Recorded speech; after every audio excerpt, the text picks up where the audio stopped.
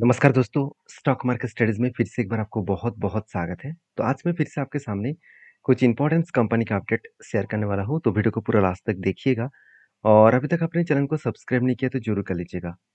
तो चलो देख लेते हैं कौन-सा कंपनी है इस वीडियो के अंदर। फर्स्ट जो कंपनी जिसका नाम है बर्जर पेंट। देखिए Berger pent one of my favourite company है। मैं इस कंपनी को इसीलिए फेवरेट बोलता हूँ क्योंकि इस कंपनी का जो मार्केट कैप है वो एशियन पेंट के बाद कोई अगर लार्जेस्ट पेंट कंपनी है वो है बर्जर पेंट। अगर मैं पेयर करूँ बाकी कंपनी के साथ मतलब कंपेयर करूँ तो आप देख सकते हैं बर्जर पेंट का जो मार्केट कैप है वो 63,000 करोड़ के आसपास है। और बाकी जो कंपनीज है जैसे कंसाई नेरोलेक है, इसके 22,000 करोड़ के आसपास मार्केट कैप है। एक्जो नोबेल है, इसका 11,000 करोड़ का मार्केट कैप है। इंडिगो पेंट्स, इसका 6,000 करोड़ का मार्केट कैप है। तो इस सारे कंपनीज को अगर देखेंगे तो सारे कंपनीज का जो ग्रोथ है वो कुछ कुछ इस तरीके से देखने को मिला कि कंपनीज का जो प्राइस है, कंपनी का जो बिजनेस है वो बहुत तेजी से ग्रोथ करने का चांसेस है क्योंकि पेन इंडस्ट्रीज बहुत तेजी से ग्रोथ इसीलिए करेंगे क्योंकि देखिए कंस्ट्रक्शन से लेकर बिल्डिंग से लेकर घर से लेकर कार से लेकर हर जगह पे पेंट का यूज किया जाता है। तो पेंट का जो डिमांड है वो आज इतना है, फ्यूचर में और भी ज्यादा बढ़ने का चांसेस रहेगा क्योंकि जब इंडिया के इकोनॉमी के लिए देखा है तो इंडिया वर्ल्ड के थर्ड लार्जेस्ट कंट्री बन जाएगा। तो उस टाइम हर व्यक्ति के पास पर कैपिटल इनकम बढ़ेगा और इनकम बढ़ने के कारण लोग घर बनाएंगे, कंस्ट्रक्शन के काम किया जाएगा ज़्यादा और गाड़ियाँ खरीदारी करेंगे। तो इसके लिए जो पेंट्स का यूज़ किया जाएगा वो यही सारे कंपनीज है। मैं ये नहीं कह रहा हूँ कि सारे के सारे बर्जर पेंट को खरीदारी करेंगे, मगर इस कंपनी का ग्रोथ होने का चांसेस इसीलिए है। आप ध्यान से इस चीज़ों को नोटिस करना, इस सेक्टर में जितने सारे कंपनीज हैं उनमें से बर्जर पेंट का जो प्रॉफिट ग्रोथ है वो बहुत शानदार है। बाकी सारे कंपनी से कंपेयर करूँ तो बहुत शानदार आपको देखने को मिलेगा। एवरेज जो कंपनीज है उससे भी कंपेयर करूँ तो भी इसको ज़्यादा देखने को मिलेगा। तो पॉजिटिवली एक थिंकिंग है इस कंपनी का। और बेसिकली इस कंपनी के ऊपर एक चीज़ को नोटिस करना, कंपनीज के ऊपर जो ग्रोथ है वो ग्रोथ बहुत तेज़ी से इसीलिए हो रहा है क्योंकि कंपनी का जो प्रॉफिटेबिलिटी है, कंपनी के सेल्स का ग्रोथ है, प्रॉफिट ग्रोथ है, सब कुछ आपको बेस्ट तरीके से दिखेगा। कंपनी का नेट प्रॉफिट वो भी आपको बहुत शानदार देखने को मिलेगा। तो जैसे 275 से लेकर 253, उसके बाद 200, उसके बाद 300, तो बेस्ट तरीके से एक प्रॉफिटेबिलिटी यहाँ पे देखने को मिला है। तो बेस्ट तरीके से प्रॉफिटेबिलिटी यहाँ पे देखने को मिले, जिसके चलते मुझे लग रहा है कंपनीज के ऊपर अच्छा खासा एक ग्रोथ होने का चांसेस दिखेगा। तो बाकी एज ए इन्वेस्टर, अगर मैं इन्वेस्टर के बारे में बात करूँ तो आप खुद ही देख लीजिए, प्रोमोटर भी माल नहीं बेचा, एफआईएस ने भी माल नहीं बेचा और सॉरी म्यूचुअल फंड ने भी माल नहीं बेचा और एफआईएस ने भी माल नहीं बेचा। तो मतलब हर कोई कम इंडस्ट्रीज, हर कोई इंस्टीट्यूशन इस कंपनी के ऊपर कंटिन्यू करना चाहते हैं। तो बेसिकली देखा है तो बर्जर पेंट के ऊपर इसीलिए मैं बुलिश हूँ क्योंकि कंपनी इसके ऊपर बहुत दिनों से एक पैटर्न्स बन के रखा गया है। अगर इसके पैटर्न्स के बारे में चर्चा करूँ तो आप खुद ही देख सकते हैं।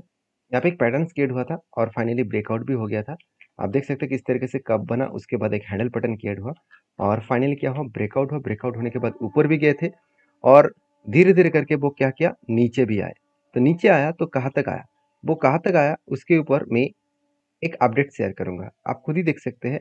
यहाँ पे देखिए आरएसआई अभी तक 30 के नीचे नहीं गया। तो जब आरएसआई 30 के नीचे जाएगा, उस टाइम अगर 200 डेज़ मूविंग एवरेज के अगर नीचे, ये जो 200 डेज़ मूविंग एवरेज है, इसके नीचे अगर कोई भी कैंडल बने, 2 चीज़ों को याद रखना, आरएसआई अगर 30 के नीचे टच करे और 30 के नीचे जाए, मतलब ये जो ट्रेंड लाइन है, ये आरएसआई का लाइन है। ये नीचे वाला जो ग्रीन लाइन देखने को मिला है, ये 30 के नीचे जाएगा और उस टाइम में अगर 200 डेज मूविंग एवरेज के नीचे कोई कैंडल अगर बने तो वहाँ पे मैं फिर से एक बार एंट्री लूंगा क्योंकि इस तरीके से पैटर्न्स पहले भी बना था। आप खुद ही देख सकते हैं। यहाँ पे देखिए, यहाँ पे आरएसआई कहाँ पे गया था, 30 के नीचे। मतलब इस जगह पे आप देख सकते हैं 30 के नीचे गया था और वहाँ से कंपनी किस तरीके से बाउंस किया और 70 के ऊपर टारगेट हुआ, मतलब यहाँ पे एंट्री बना और इस लेवल में कंपनी का टारगेट बना। तो ऐसे बैक टेस्टिंग करके देखेंगे तो बहुत बार आपको टारगेट मिला होगा इस तरीके से पैटर्न्स में। तो मैं ऑब्वियसली बुलिश हूँ क्योंकि 2 तरीके से पैटर्न्स यहाँ पे बना है। अभी जिस तरीके से यहाँ पे प्रेशराइज़ बनता हुआ देखने को मिला है, मुझे लग रहा है कि 520 रुपीज़ तक आने का चांसेस है क्योंकि यही लेवल कंपनी के लिए एक स्ट्रांगली सपोर्ट लेवल है। तो बाकी आपकी क्या राय है इस कंपनी के ऊपर, ज़रूर कमेंट्स करके बताना। नेक्स्ट जो कंपनी उसका नाम है कोल इंडिया लिमिटेड। तो फाइनली कोल इंडिया के ऊपर एक बहुत बड़ा अपडेट आया। इस अपडेट के चलते मुझे लग रहा है कि कोल इंडिया में एक बहुत बड़ा तेज़ी और भी देखने को मिल सकता है। अब एक अपडेट जो है वो मैं आपके साथ शेयर करूँ, आप देख सकते हैं। Government set coal production target of 170 million tons for financial year 2025। अभी 2024 चल है। इस 2024 में जो टारगेट है प्रोडक्शन का वो 147 मिलियन का है और वही टारगेट को बढ़ा करके 170 मिलियन तक रखा गया है। तो 147 से 170 मिलियन तो कितना बड़ा टारगेट है, आप खुद खुद देख सकते हैं। तो इस तरीके से टारगेट अगर कंपनी के ऊपर रखा गए तो कंपनी का ग्रोथ होने का चांसेस बढ़ जाते हैं, क्योंकि प्रोडक्शन ज़्यादा होगा तो उसका यूज़ भी ज़्यादा होंगे। तो कोल का जो माइनिंग है, कोल का जो माइनिंग किया जाता है इंडिया में, बहुत सारे कोल का माइनिंग्स अभी भी बंद किया गया है गवर्नमेंट की तरफ से। अभी धीरे धीरे करके वो ओपन भी हो रहा है। और कोल इंडिया की एक पॉजिटिविटी यही है कि कोल इंडिया अकेला मार्केट में लीडर है कोल माइनिंग में। तो जितने कोल का डिमांड है, जितने सारे थर्मल पावर है, देखिए आप सोच रहे कि इंडिया तो अभी सोलर प्रोजेक्ट के ऊपर काम कर रहे हैं, मतलब ग्रीन एनर्जी के ऊपर काम कर रहे हैं। तो फॉसिल फ्यूल जो है, फॉसिल फ्यूल का मतलब है कोल को फॉसिल फ्यूल कहा जाता है। कोल, क्रूड ऑयल, इस तरीके से चीज़ों को फॉसिल फ्यूल कहा जाता है। तो इस तरीके से प्रोडक्ट्स को वो अवॉइड करने का कोशिश कर रहा है। देखिए इतना आसान नहीं है इसको अवॉइड करेंगे, क्योंकि कोल के माध्यम से अभी भी 70% थर्मल पावर चलते हैं। अभी भी इतने सारे इंडिया में थर्मल पावर है जिसके माध्यम से पावर जनरेट हो रहा है, उसमें 70% मार्केट शेयर अकेला कोल, मतलब कोल इंडिया लेके रखा है। सॉरी, कोल इंडिया नहीं, मतलब फॉसिल फ्यूल लेके रखा है। तो सोचिए कंपनी में कितना पोटेंशियल है। तो जो लोग सोच रहे हैं कि कोल इंडिया खत्म हो जाएगा, उसके लिए बता दूं कोल इंडिया कोई खत्म होने वाला कंपनी नहीं है, क्योंकि कंपनी अभी धीरे धीरे करके खुद के बिजनेस को डाइवर्सिफाई भी कर रहा है। सोलर प्रोजेक्ट के ऊपर भी कंपनी काम करना स्टार्ट कर चुके हैं।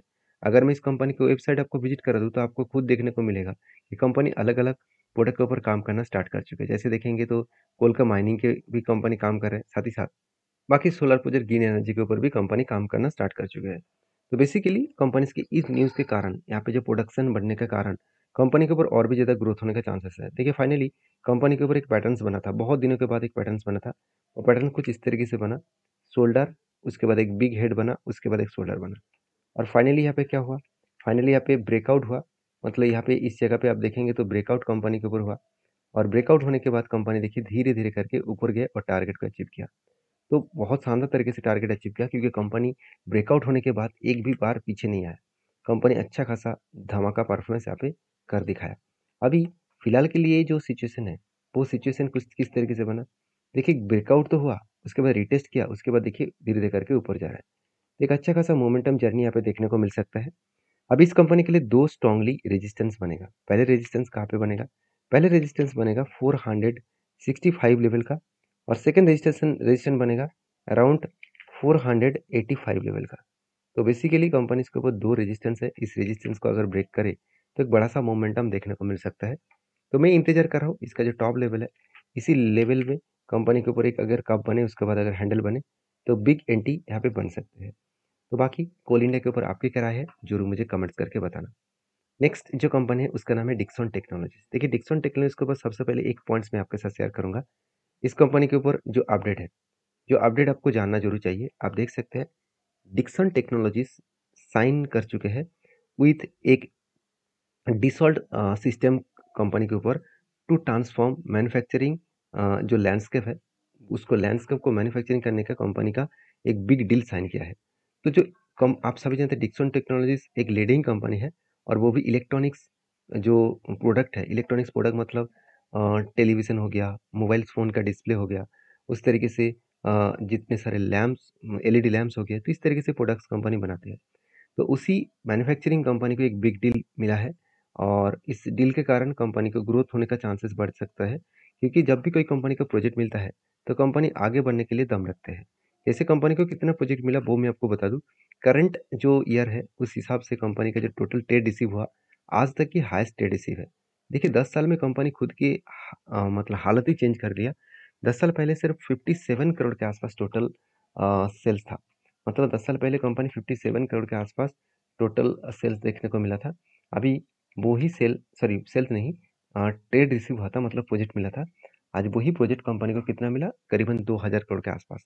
मतलब कंपनी का जो बिजनेस है बहुत स्ट्रांगली कंपनी ग्रोथ कर रहा है। तो बहुत स्ट्रांगली ग्रोथ करने के कारण आज डिक्सन टेक्नोलॉजी जहाँ पे है वहाँ से एक लंबा जर्नी फिर से यहाँ वो दिखा सकते हैं, क्योंकि डिक्सन टेक्नोलॉजी का आपको चार्ट देख कर शायद लग रहा होगा कि कंपनी कहाँ तक जा चुके हैं। आप खुद ही देख लीजिए, एक लंबा सा जर्नी कंपनी कर चुके हैं।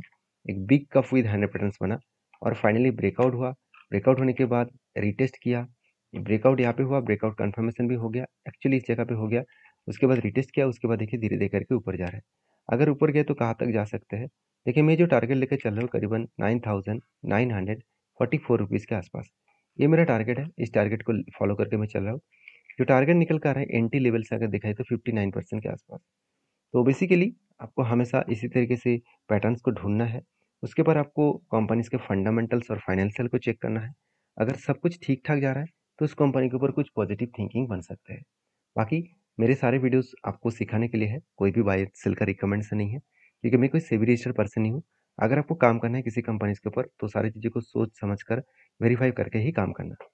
तो नेक्स्ट जो कंपनी है, उसके बारे में बात करूँ, उसका नाम क्या है? उसका नाम है पल्सर इंटरनेशनल लिमिटेड। तो पल्सर इंटरनेशनल लिमिटेड जो एक 60 करोड़ का कंपनी है, एक छोटा-सा कंपनी है।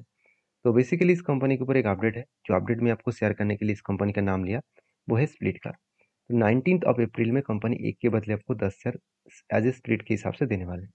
तो जो लोग स्प्लिट बोनस के शौकीन हैं, तो ज़रूर इस कंपनी के ऊपर एक बार रिसर्च करिए, उसके बाद काम करिए। वीडियो में जानकारी अच्छा मिले तो प्लीज़ एक लाइक कर दीजिएगा।